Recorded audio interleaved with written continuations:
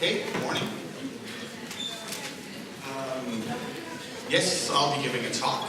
Thanks for all for coming up. Just a word on the title first, actually. I gave myself this challenge that, would there be a possibility for me to get all the sort of angry left-wing Marxists and all the neoliberals of the movement into the same room? And I think, yeah, it seems like it succeeded.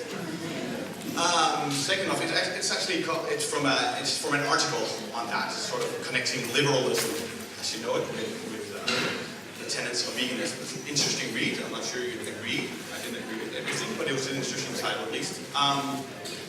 So another caveat is that I was asked very politely, though, there's no threats at all, that to say that this might not represent or reflect the views of ProVeg directly itself, so you have that. All the points there.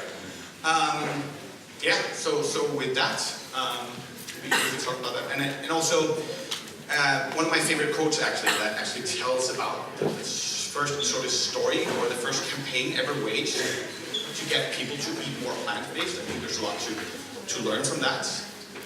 It goes like this. Marketing has been around for a long time, at least since Satan waged a promotional selling campaign to persuade Eve to eat from the apple in the Garden of Eden. Hence, marketing is as old as original sin, indeed a little bit older. So we can see marketing is a very powerful force, right? I saw statistics in the UK that the combined marketing budget on food, spent on food, only 1.2% of that goes towards greens, vegetables, and fruit. The rest into junk food, animal-based products. That's probably having an influence in some way, right, on people's purchasing habits. At least we can estimate that. So it seems like there would be something here for us to tap into, right? That's basically what the talk is about. So brief overview. Just a bit, very briefly about what ideology is, what that means, and what it means for us in our movements. Where's the love? So what's interesting. Sometimes it feels we're lacking it here.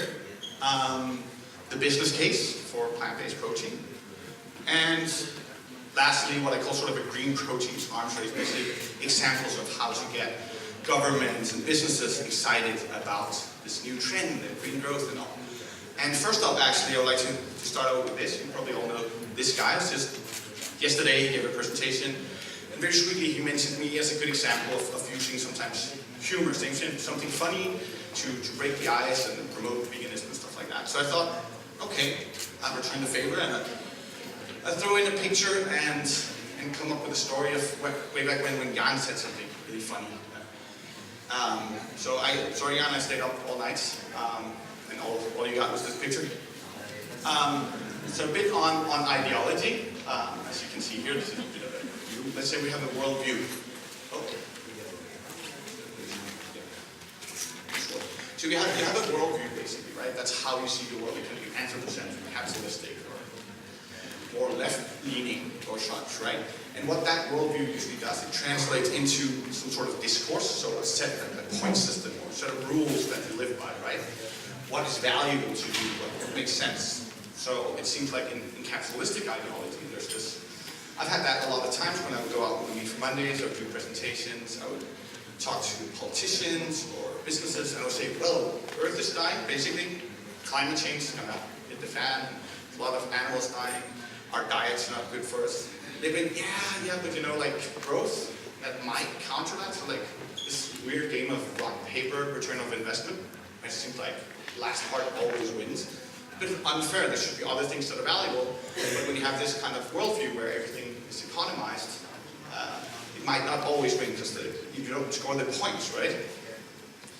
And so this can lead to, if we follow ideology, wherever it might take us in any direction, we can go a bit too far. Let's say this is one example, right? Just increased consumption, we always need that. And it sometimes is my impression, of course correct me if I'm wrong, that in our movement we also have a tendency to take it, some of us, in another direction a bit more, where it might only be just a theory, right? So one example of what this can lead to if we follow our ideologies, whatever they might be, in too far a direction. I'll give a quick example. This is from a sticker that I found in this. Jan was talking about this movement, this 90s or something that would squat at houses, right? There's this famous youth house, and there was a huge conflict. It's called Ungdomshuset in Denmark, in Copenhagen, where a young group of left-wing people that they broke into his house and they squatted it and they got it. And then at some of their parties, when I would go there, I saw this sticker in the bathroom, and it says boycott G4S. Just for context, G4S, a private security company.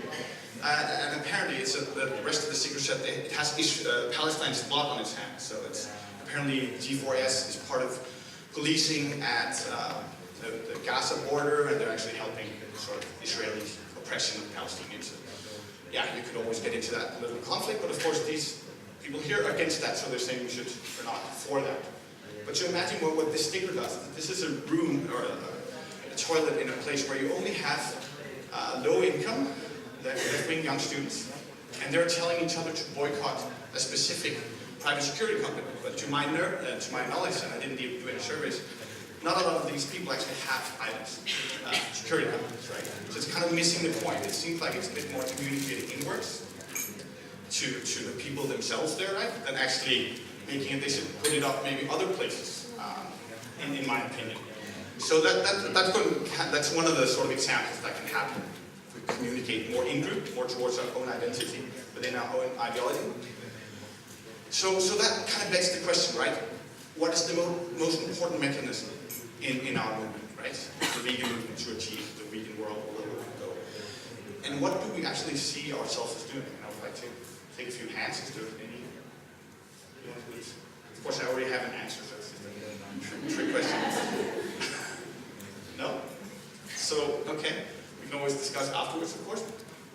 So one form of identity I see in our group, there's nothing wrong with that, is this guy, right? He goes in, he cuts with his wire cutters, he cuts open cages, and he literally saves the animals, puts them on his back, and he goes out of it, right? It's a beautiful sort of storytelling. So, yet I would also like to point to, if that's our main mechanism, carrying animals out of the slaughterhouses. We have a bit of an issue. So this is earth, land animals by weight, of humans in the middle. You see all the sort of, what we call ground ones. Those are animals in factory farmed animals. There's quite a lot of them. And out of the humans, we're probably like those 2 blocks on the top. So you can see the sort of, perhaps futile, if I'm being too pessimistic, about carrying all those animals outside of the factory farms without actually decreasing the demand for them that actually put them there in the first place, right? So that might not be the best mechanism. It can work in a lot of contexts, of course, but I think it might not be the best way to see ourselves. Oh, I did that again. So instead, we need to move the money, basically.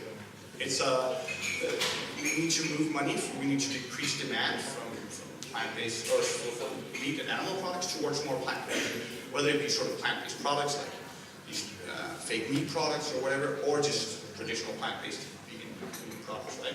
That's probably the best way to get mainstream consumers go into the supermarkets and have a wide selection of these products to come home and eat them. So basically, when you look at our projects, vegan, at least in this stage of veganism, as we are now, where we're trying to scale up the plant-based products, is the world's largest crowdfunding project in the whole history of the world. We need to move a lot of money towards that. And the whole principle of crowdfunding is not that you have a few select donors who go all in. It's actually having the whole crowd and just chipping in like 10% or whatever. So it means we need to get to the flexitarians and those people. It's their combined purchasing power that can actually move a lot of this money. So that's basically it. We need to increase demand beyond certain production thresholds, right? So they need to scale up. That's the whole problem. Animal agriculture, it's subsidized, it's very ingrained in the system, and they have a massive scale production, bringing the price down artificially low, right? So it's too tough a bargain for a normal consumer. Plant-based meats are actually more expensive, even though production-wise they wouldn't be. And so what we can focus on, and this is of course just one area of focus within our movement, we can help corporations focus on and increase their investment in green proteins, right? So that's basically what we're talking about. So this is corporate communication. I wouldn't say talking too much about capitalism with anyone on the street after your little truth or whatever is the best idea. There's other ways to go about it. There's probably ethical arguments or whatever. So coming back to that, it's about learning to communicate better, right? There's this gap between us and some of the corporations. Does anyone know this book? Raise of hands, or I can't read my things. Okay, cool. Sometimes you can see it in people that they're really like caring and all, but it's a really good book. And the basic principles is that there's basically 5 forms of communication, and 5 sort of languages of love. There's words of encouragement, words of affection, acts of service, quality time, physical touch, or giving gifts.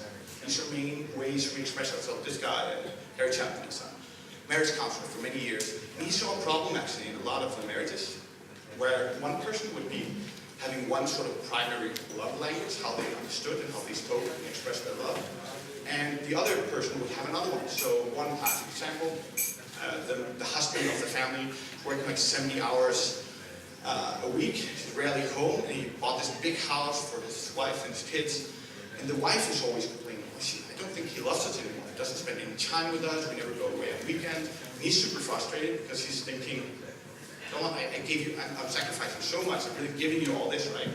So he's doing like acts of services, and he's quality time, right? So they're kind of yelling at each other, I love you, like, ti amo, or in different languages, so they're not really communicating, right? It's a bit of a sad story, and even more sad is what I feel sometimes that keeps me awake is this picture, right? That our movements and the sort of more mainstream ideology there has split a bit apart. So we need some couples counseling, but that's what I'm here for. And just before you get too sad about the whole state of affairs, of course, I would like to give you a few other love stories to actually show that it's possible. You know, no need to despair. So one, well, I'm just going to go back actually. How many of you meditate? Raise your hands. Yes, cool. Can you tell me why do you do it? What's your purpose?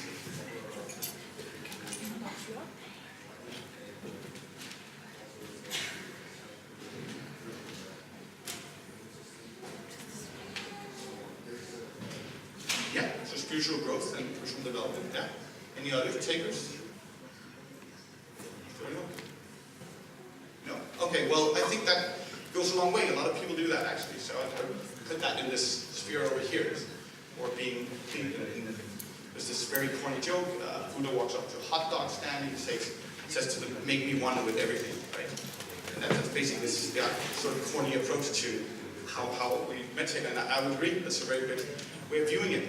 But actually, this Eastern tradition of mindfulness came from Buddhism way back in the East, this Eastern philosophy of looking inwards and drawing inside there and being careful what of your inner sides you bring out into the outer world. That didn't really went a long way in the West, right? It wasn't until this concept of mindfulness came out in the 50s. There's this, I'm not sure the name of the guy, but he kind of brought mindfulness and the spiritual practices to the West, to the US. And from there on, it trickled in slowly, but it kind of detached its roots from this other type of language about spirituality and other things. And especially what we're seeing with a lot of large corporations now, it's entered what we call the attention economy. So basically, that's what a lot of people say we're living in now. Our frontal lobe, this little piece of brain that focuses our attention is one, like our attention span is one of the most valuable resources out there. For everybody, Facebook, you know, they're trying to get at it, right? So one way to sort of be more productive when you go into enter a big corporation, and what a big corporation wants to do, of course, is to increase productivity, right? But you can't do that if you're scrolling on Facebook and not being focused. So what mindfulness in this context becomes more about disciplining your neurons, right?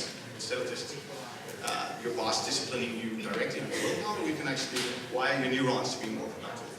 So it's about productivity, and having a focused mind these days equals organizational excellence, right? So that means focus has basically become the most valuable resource we have out there. And that's, I can really relate to that working in today's environment. So that's a beautiful story of sort of coming back and being able to bridge the gap, these two languages. Another one is Why Diversity Matters. It's an article from McKinsey, you know, the consultancy firm. So they had this, why does diversity? There's a very large discussion about that, but their take on it, at least the initial answer here, is more diverse workforces perform better financially, right? So you can bridge bridge that gap as well. There are probably other reasons why people would think diversity could be important, or colorful or whatever, but I think they did a good job of saying that it can actually bridge into that. So, coming back into the context of animals, we can take a good example of this sort of show of love language, and I'm just going to give you some time to read it. A minute while I drink my coffee.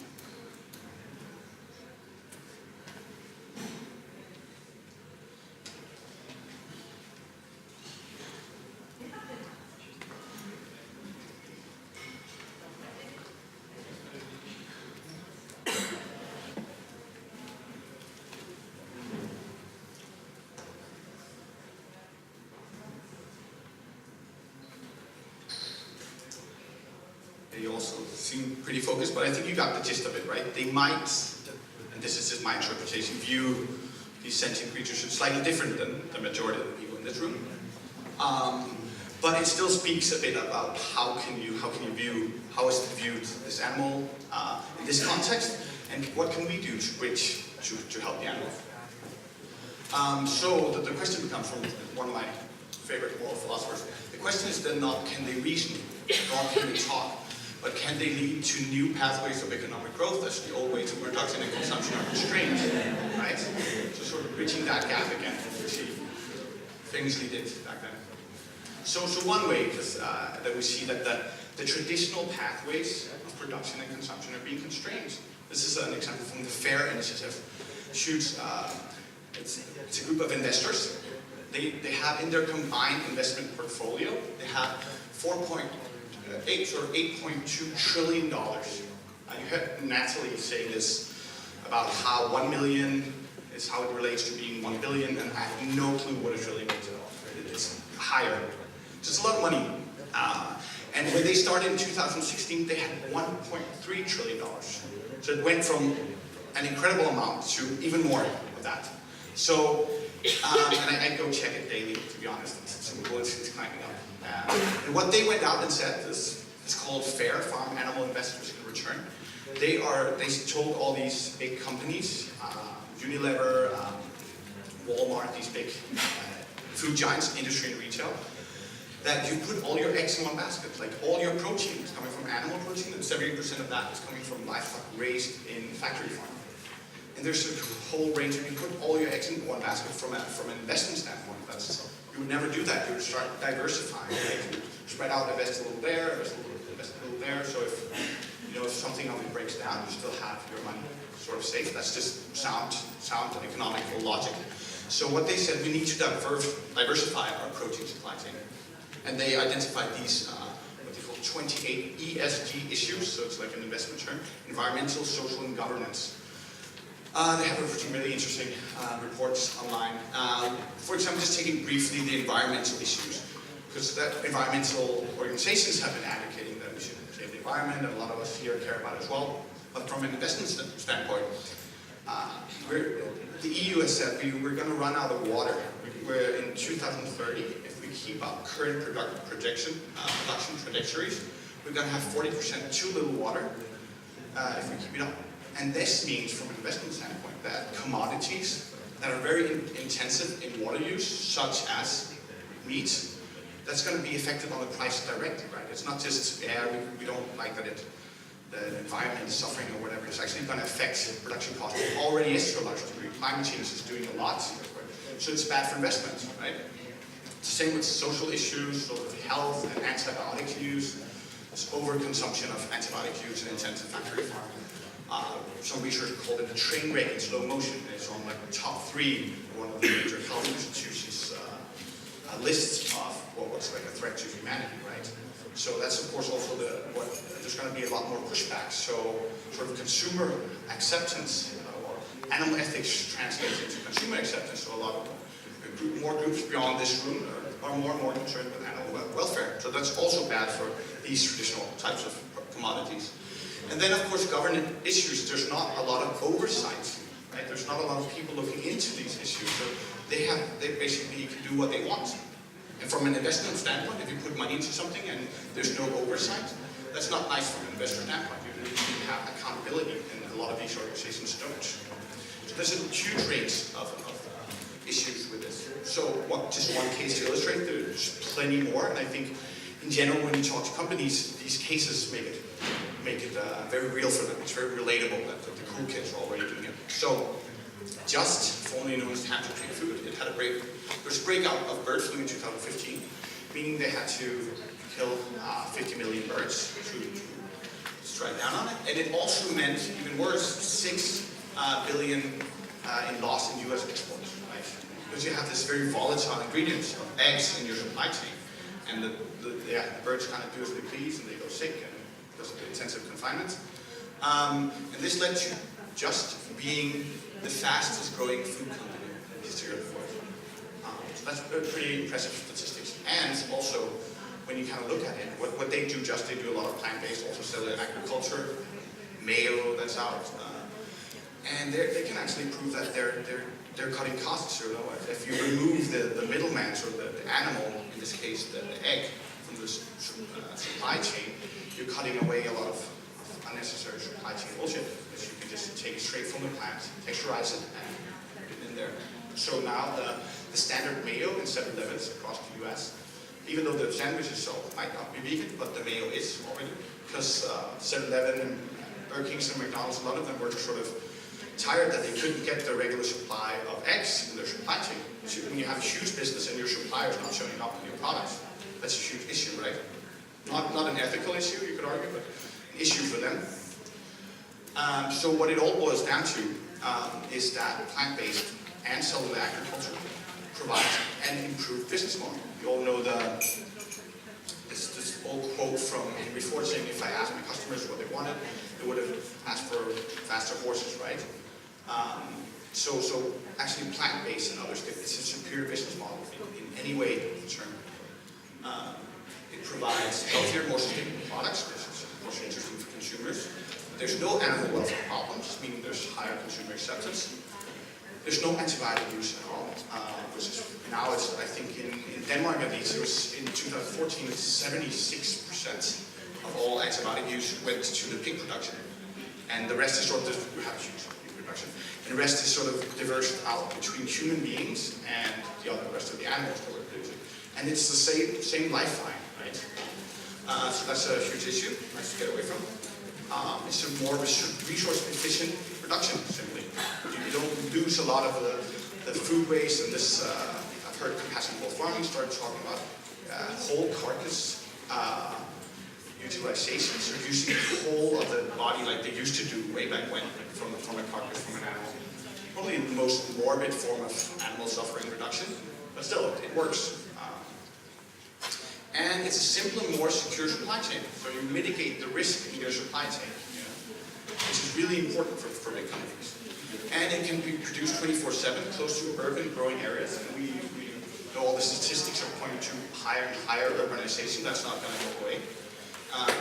And increasingly sort of having a gap between production facilities out there and here.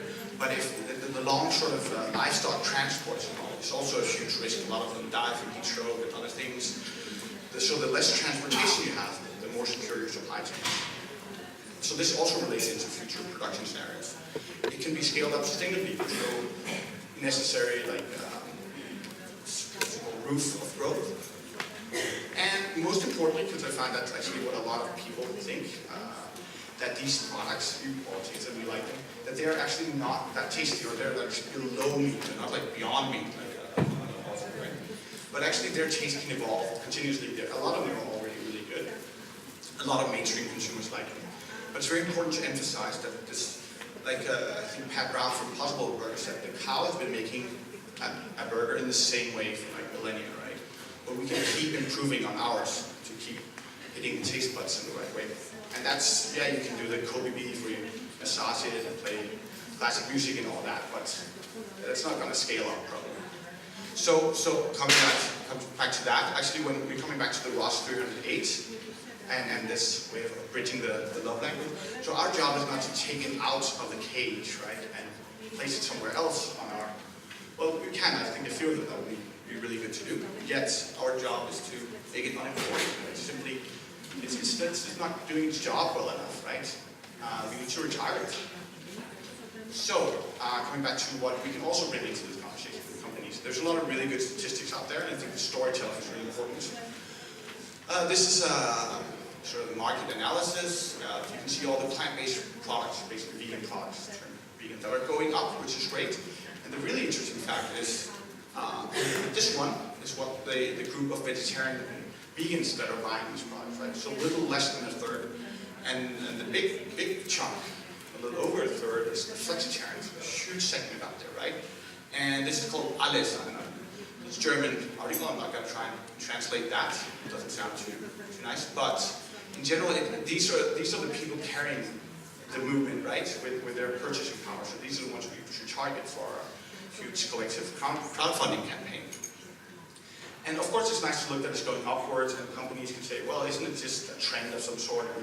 I've been asked, isn't it a bit like the paleo diet? So actually, like the UN never said we should eat more paleo for the climate, or not a lot of mainstream nutritionists has gone behind that. So that was more like a trend, but when you look at some of the macro tendencies behind this, the plant-based is actually going up, and more like the millennial generation especially, they grew up not with sort of the Russians are coming, that was like our parents, but the huge narrative now is climate change for everyone, all of the millennials. So we actually see this, there's a statistic showing this sort of generation shift. So this is only about vegetarians, so globally there's 1% of baby boomers that are vegetarian, 4% of Gen Xers are vegetarian, 12% of millennials are vegetarian. So this is the younger groups, of course, very important. Not that necessarily the overall has risen a lot, but there's an upward going curve, so it's built into the demography, basically, that you see a lot of statistics showing that younger people are more likely to be vegetarian. And this is, of course, only vegetarian. So beyond that, this is also there to help normalize it and reach out to the number of flexitarians, so that's even increasing more. But we have to see the statistics of the next generation. But this is a very important fact when you talk with businesses, that it's actually going up, and the modern and the coming consumer and the coming voter are much more inclined towards this. And also too, it's good to get them sort of fired up that all the cool kids are doing it. So when you look across the globe, there's what I call green protein to arms race going on. Israel, for example, they have a technology sector. It's very close to Silicon Valley. They have a lot of clean meat companies. And China just signed a $300 million deal to invest in their clean tech sector, also opening up for the use of their clean meat technology. Because China, they have a huge market, a lot of people eating and increasing meat consumption. So there's a lot of funds to be had there. So China's already doing something. Israel as well. Holland, they have what's called a green protein line. And it's supposed to look daunting, but it's a cool conglomerate of a lot of progressive companies, and among others, Unilever and others, saying, okay, we want to increase our plant-based offerings of protein. France, they collaborate with both government and industry, and they invested €1 billion in the sector of plant-based and alternative proteins to grow it over the next 5 years and create a lot of jobs in this emerging sector. So when you look at what I call the new frontier in the global food scape, there's a lot of potential for growth. In general, there's a lot. I know the cool kids are already doing it. So what I like to ask around with investors or companies or people from governments is this: that the world's protein portfolio is growing, as we all know. And what will be your role? Will it be benchmark or benchmark? Yeah, and that's all the questions. All right, that's all I have. Thank you.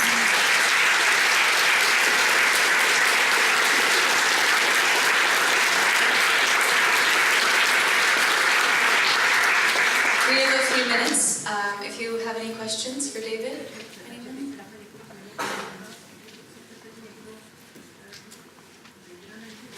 Hi, thanks for the cool talk. I would like to ask you if you saw or know what is the trend of investments from private sector to the plant industry. What is the trend like in the last 10 years? Is it increasing or stagnant or? Yeah, so I don't have like a percentage where I could say from 10 years, like 10 years back till now, it's increased by so and so. We can see the markets are growing up, and we've seen a lot of traditional meat companies investing in this space. I've also had another talk where I talk about what happens if you you know what happens when what's it called? Medical subscription or some sort of medical, headache pills or something like that. When the patent on that runs out, you can imagine what happens, right? You all know when a patent runs out or something. Everyone else is going to start doing it, right? And the same with when a computer program opens its source, right? Then everybody who's a bit of a nerd or good with IT, they're going to make their own version of the program, right? And for millennia, protein has been equal with meat, right? We all get this question, where do we get our meat? And my impression is we're getting it less and less. There's a lot of talk about other different types of protein. So instead of just talking about meat as protein, we're talking about a lot of other ways. So in essence, protein has got open source where it came out from. Crickets, and I'm not too fond of the whole, there's a lot of discussion about that. I don't think we should go into the insect thing. There's a lot of talk about plant meat, and there's agriculture, there's the more traditional way of eating, and some stuff like that. So it's all opening up, so it's a bit of a Klondike, or a Wild West for investors as well. You see big companies like Cargill, they're called Cargill Meat Solutions, the second biggest meat processor in the United States. They have 22% of the meat market. They've changed their name from Cargill Meat Solutions to Cargill Protein Solutions. They kind of embraced this market. We all know how annoying it is to change the name of your organization, right? The bigger and more annoying. So you see a lot of traditional companies that want this to diversify their risk because they realize they put all their eggs in one basket. I don't have a specific number, but there's a lot of good cases to show that. Yeah, definitely. Thanks.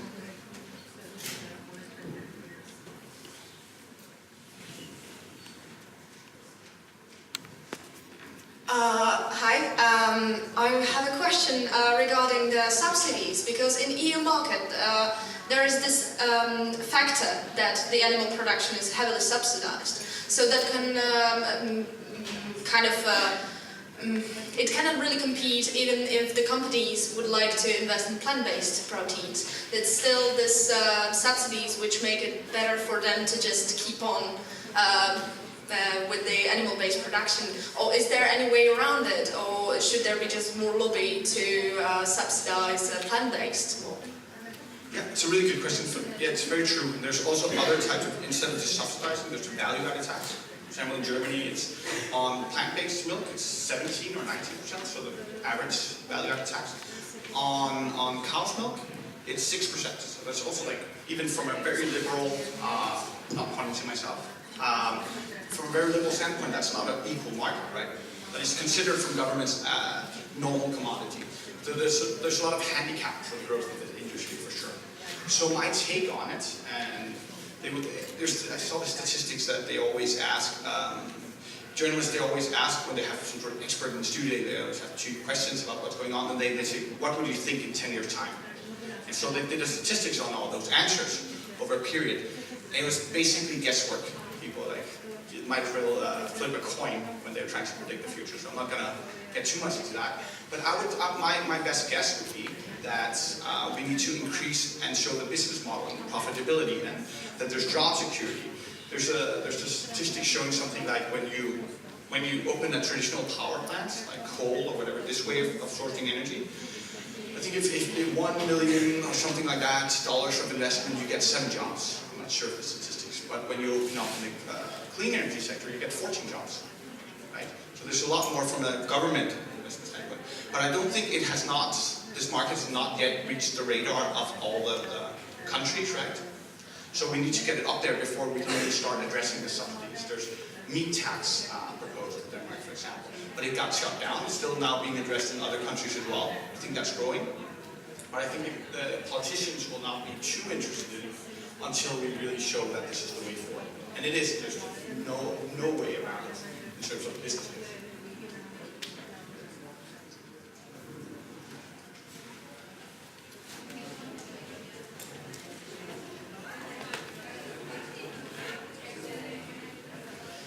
Hi, I wanted to hear what you think about, I get why we as a movement, veganism, have to use every tool and mechanism to get a critical mass to get the revolution going. But I wanted to hear what do you think, how can we be sure we are staying on a right track and the steps we take has the vision, I guess it's same for all of us, and that's liberation and rights at the end. And not to take it on the other path, which will be maybe as a result will be less suffering, but the animals will stay as objects, not subjects in our general vision. Yeah, it's a really good question. Yeah, of course, I think I would look into one thing, and I have another to add to that. We look into social movements in general, what has worked. And unfortunately, it seems that ethics don't really carry us all the way there. There's a lot. So one argument was made in case of the abolition of slavery was the invention of the steam engine. And it could actually produce textile, whatever needed to be produced in factories, a lot better than slaves, who also had a cost they had to feed people. It's entirely economic foundations that kind of made the North in the US less reliant on slave labor, making them therefore able to judge it as morally inferior, because they're not dependent on it for their livelihood. So that would be one thing, and I think the same would go a bit for our movement. We have, I think, 65 really land animals and trillions of fish out there. If we're so reliant on it, we're so invested in it, right? You have also on a micro scale, if you're sitting with someone and they're eating a hamburger, it's a lot harder to get at them with your good arguments, right?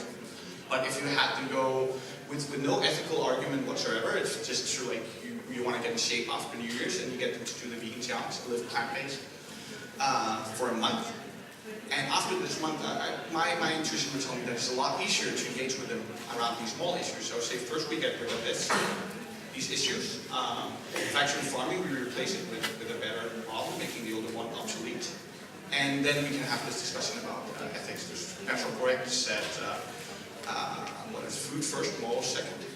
So yeah, that would be my take on it. But I think as long as we stay on the path and we keep pushing the ethical arguments, but I think right now we should be focusing on making it very accessible on a practical level to the greatest amount of people.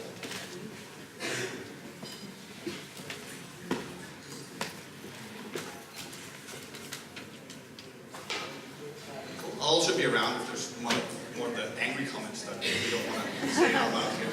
And I appreciate that. Thank you. Thank you.